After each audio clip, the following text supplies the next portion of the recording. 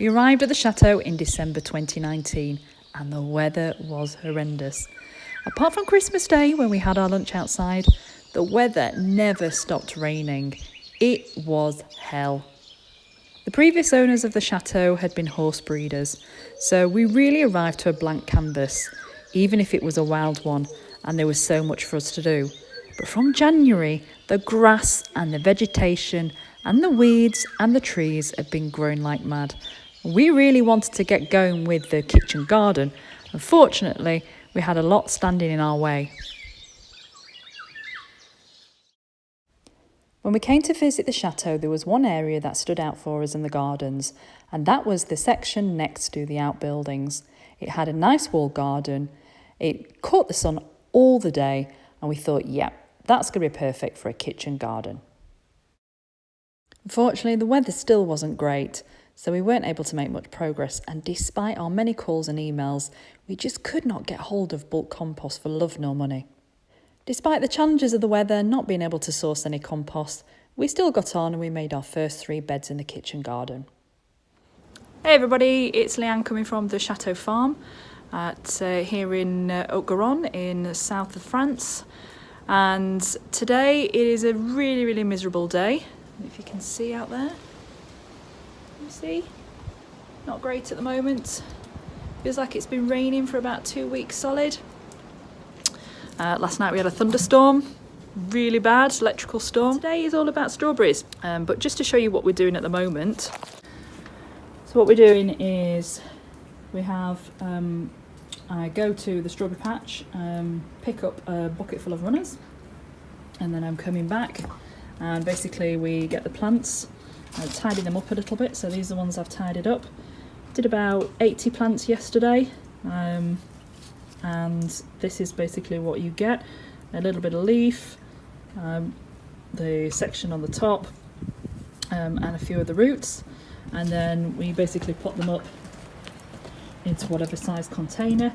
These are some of the big ones, but mainly they're going into the 9cm pots in these trays here, and that's it. So I'll show you the progress as we go along. It's really easy to do, and great tip if you're a homesteader on a home scale, even just growing some plants. Don't miss out on these free strawberry plants, because strawberries are good for 2 or 3 years as a home garden, and these ones are new plants, so they're going to do really well this year, hopefully. It's been like this for on and off for 2 weeks now. As I said, we had a storm last night. Want to cut in and show you. So at the minute we have no guttering all across the outbuildings, which will change over the next couple of months. It starts to dry out. So you can see I'm in and out of here all the time, and it's getting such a hammering. But we'll be putting guttering up. We've got a massive roof space. This outbuilding is 600 metres squared. So that's 90 strawberries added to the 100 that I did yesterday afternoon. And we have another bucket full still waiting there from the runners. So that is about another 100 there. So there's about 300 strawberries so far that I've done from half a bed of 35 plants, and they're all runners. Sea of young strawberry plants. Just short of 200 there so far. So that's it. That's how to make quite a lot of strawberry plants for free out of just a few. By the second week in March, the weather changed. It was like a switch had been flipped. And we've since learned that's what happens here. Beginning of March, really cold mornings, really nice warm temperatures during the day. So we got to work. The second week in March, the weather had improved and we thought our luck had changed. And for the first time in a long while, we felt as if we'd made the right decision moving to France. And then, the 17th of March, lockdown happened in France.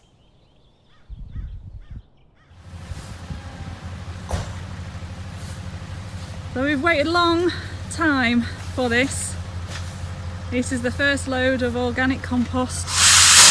And we ordered it nearly 8 weeks ago from the local Nursery, and they are having an absolute nightmare at the moment. And and it's been very frustrating for us. So many emails, so many calls just to get hold of this, because everybody now in the current situation is growing like mad, as you can imagine, even just little independent growers like ourselves, but also home growers, and we were starting to get a little bit paranoid. We were starting to think, is it us? Is it because we're British and they're just putting everybody else before us? But no, in general, look at that. In general, it's just a situation at the moment with what's happened with the coronavirus. So this is our first 10 ton, and it means they're overseeing. And then this afternoon from the same déchetterie, we will also get the wood chips. What was that, Julian? Some heat kicking off, I know. Looks good though.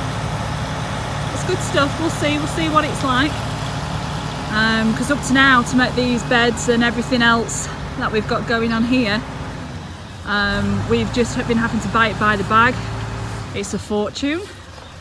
Not only that, the quality is comparable, but also it's in the plastic bags. What do you do with plastic bags? You've got to, they're not compostable or anything, so really just not great at all. So we've been pushing for this. Here it is.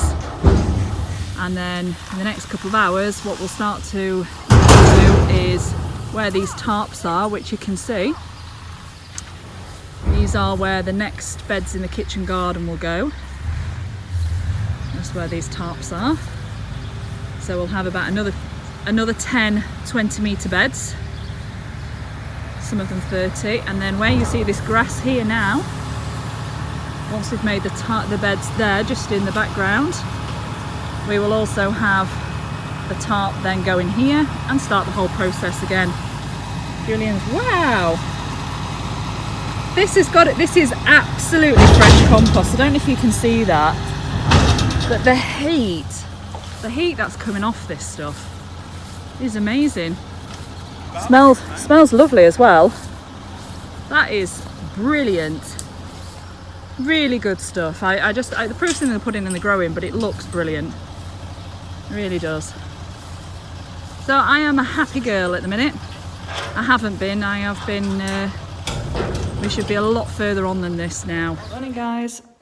So Poppy and hi Poppy. We're now walking through the outbuilding, which is one of the ways we can get to the kitchen garden. And I'm going to go and see. We've got a bit of a mouse problem, which I've spoken about on Facebook, in our polytunnels. We've got 3 little polytunnels at the moment, and sorry, the sun's really bright, and we're using them basically as nursery and prop house. I saw something. What have you seen?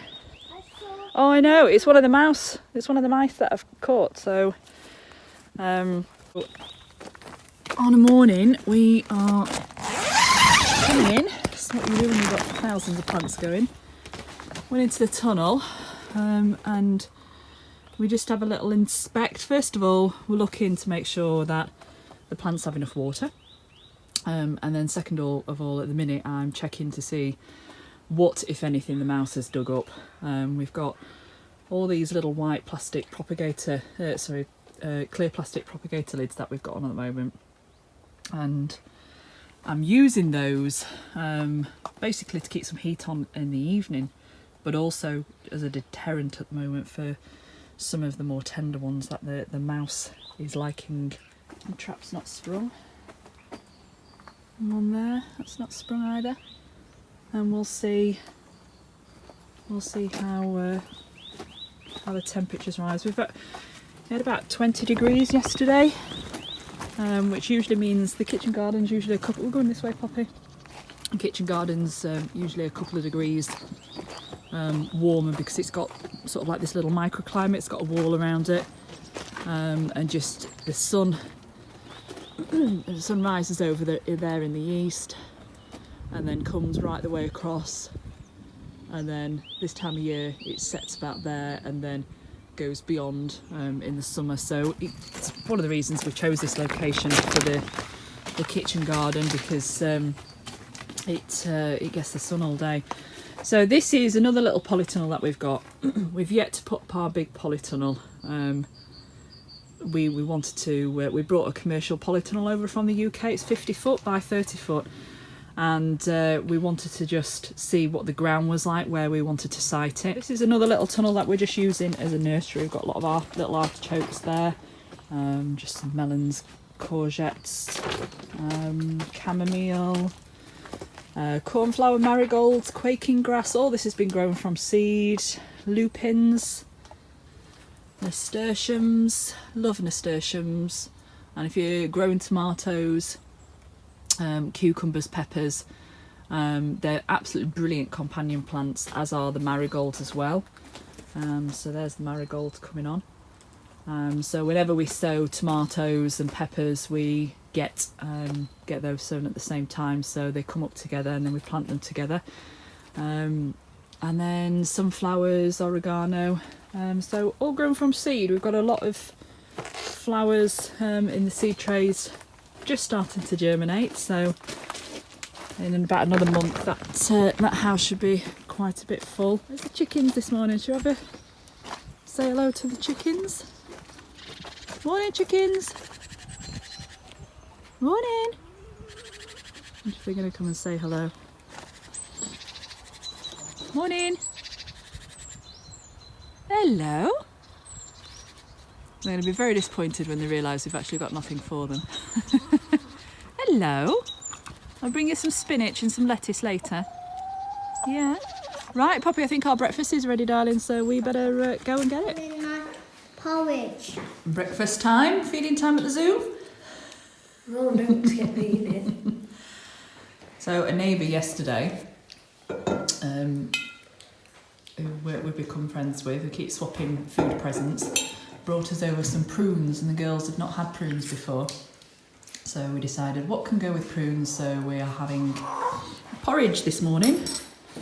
Porridge, prunes, raisins, bit of golden syrup and some cream. Not the healthiest, but we shall see what it tastes like. What do you think, Paul? Don't get me. What do you think? Let's have a look. Dad was wrong when they said they aren't sweet. Depends what they're soaked in as well. They're nice, those, aren't they? I don't normally like them. No, Just try with that. Very, very moist. Sorry if you can hear me chewing my food. Poppy has requested apple. Enjoy. So breakfast is done now. So we're just going to go off and check the last small polytunnel, which I've nicknamed the strawberry tunnel because it really is. Let's have a look. Okay, so we've got a few, two long raised beds either side, and we've got carrots just starting to come up in this bed. And as I said, it's basically just acting as a little nursery at the moment for some of the other plants, artichokes down there, and the strawberry plants, which are doing really well, starting to get new growth on them. What I did do yesterday was we had some old water pipe that we'd taken out one of the bedrooms. We're reconfiguring the plumbing in there. So we sowed, you've probably seen this trick before, but we sowed peas in these. So basically just cut it in half, and then the peas have been sown. And then it's a really good trick. What you do is when they're growing, so these are some of the peas that we sowed a couple of weeks ago, which are doing nice. As you can see, the mouse has been, and this is what they do. Don't even eat them, they just come and chop them off. So we've got some peas, this is succession sowing. We've got some peas that are further along here, and they're now in the ground. And I keep just throwing this plastic over them each evening just to try and deter the mice to come off. But going back to the peas in the plumbing pipe, you sow them in, and then when they come up like this, you can basically just put your hand and push, and all the roots have knitted together into the pipe, and then you just push that into the bed or wherever else. And all the peas just basically slide off the drain pipe. It's a really good trick. It saves you potting on, which is like that. But we're just battling with the mice at the moment. And obviously being so rural, it was exactly the same in the UK. Not this bad, but we had mice, as any property in a rural place does sometimes. And then this was a bean plant, a broad bean plant, which you can tell with the beautiful black and white flowers. I just love broad bean flowers. And if you can see that, this is a bean plant that I planted in the autumn and overwintered, and I did have quite a few of them. And then what happened was, basically the mice came along and munched them. That was one of them there. So I knew that was going to happen anyway. We've got a lot more beans in the other tunnel, but I direct sowed some more beans here, just around this temporary trellis. They will quite happily grow in colder conditions. Right, I'm going to get set up for sowing and see what we're sowing this morning. Welcome to my potting shed. What a mess. The beauty of YouTube over Facebook and Instagram is I can show you the reality of everything. You know, we have got so many things that are taking priority right now, and putting up the shelving that I need in here and getting organised is just not a priority. So our thinking at the moment now is, look, let's just press ahead sort of for the next 4 months and then see about opening in June, July, and then stay open, and try and get as much done inside as we can. So taking a day or two here to then put all the shelving up, and you know, it's really frustrating because we're trying to get, in essence, 2 big major projects off the ground, and we've definitely got more goals to try and achieve than we've got time for, as we all do, but it is becoming apparent that that is definitely the case here. Hey everyone, so we're now back in the scruffy potting shed, and the first thing I'm going to do in here this morning is, when we went to the polytunnel, we saw that some of the tomatoes needed potting on. So what does potting on mean? Well, it's basically the next stage for some of your plants.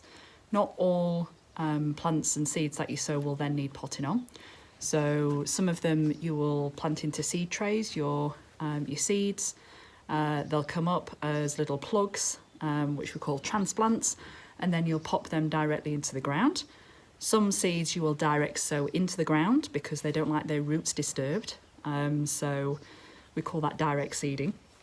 And then other things, sometimes more tender, or they just need more growing time, is you will take them from the seed tray, or whatever container that you're growing them in initially, and then you will pot them on. So you'll take a pot, like so, put some compost in, pop the little seed plant in, the little seedling, and then you'll grow that on, and then pot that on, perhaps plant that into its final position, whether it's in a growing bed, raised bed like ours, or it's a flower and it's going into a perennial border or a flower border, whatever the situation is. So these are the tomatoes, and as you can see, they're quite tall now. We do have 1 or 2 little roots and a slug. Slugs always this time of year, but really I go for the height. You can take tomatoes when they're very, very small. You can sow them in perhaps a tray like this, and get as many tomatoes as you want. Literally scatter them on the surface, a little bit of compost, grow them all on like that, then prick them out. So use a pen or a plant label, for instance, go underneath the soil, the compost, take the seedling out and then pot them on. But I've always just done them in individual trays. Propagation space at the moment is an issue. Running out of space already to start seeds off. So I have started multi-sowing in little cells. And sometimes by mistake you will also get, you're not handling the seeds carefully as you want, you'll also get 2 plants in one cell. So what we're going to do is we get on and basically pot these on and then go and pop them back in the polytunnel. Temperature's not too bad, but they have come out the propagator, so I'm going to be as fast as I can. And then we'll get them back into the warmth, which is where they want to be.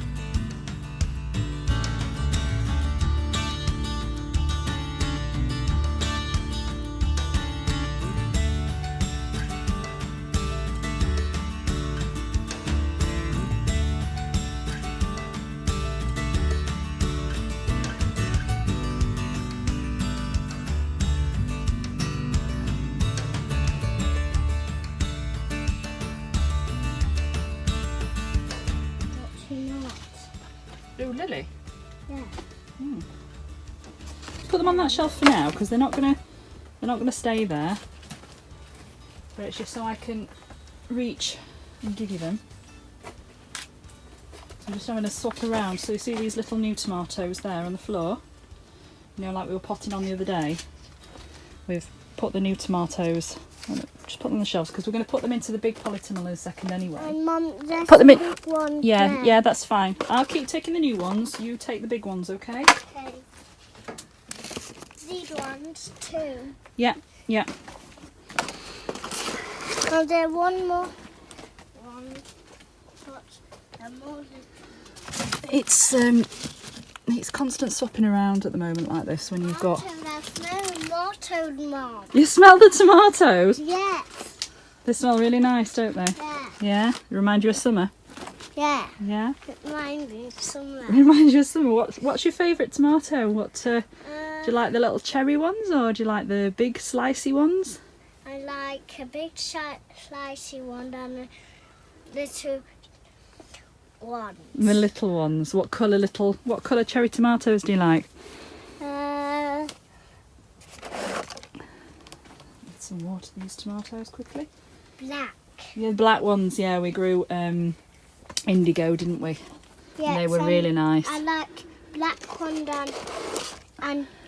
and red ones. What about those yellow ones? Those cherry bell those cherry pear ones.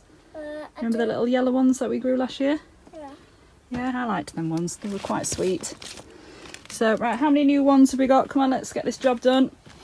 Pass me those other two little new ones, darling.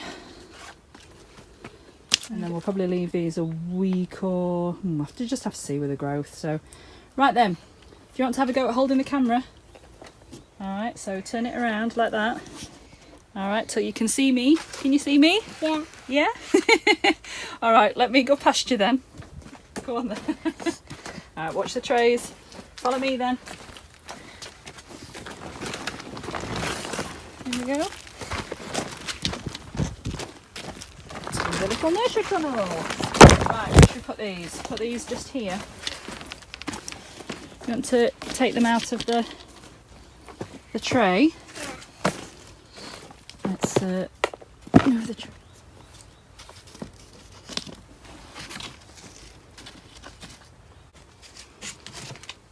One thing I would say with your tomato plants is make sure you're putting labels on all of them. I have 3 tomato plants there, no labels, because you start off with them in a tray like this with one label and think, well, there you go, that will suffice. But then what you quickly realise is you need to make, and I do it every single year, but you need to make as much use of the space as possible. So you start putting them in little gaps here and there, and then that's it. They're just you end up with tomatoes not knowing what they are. So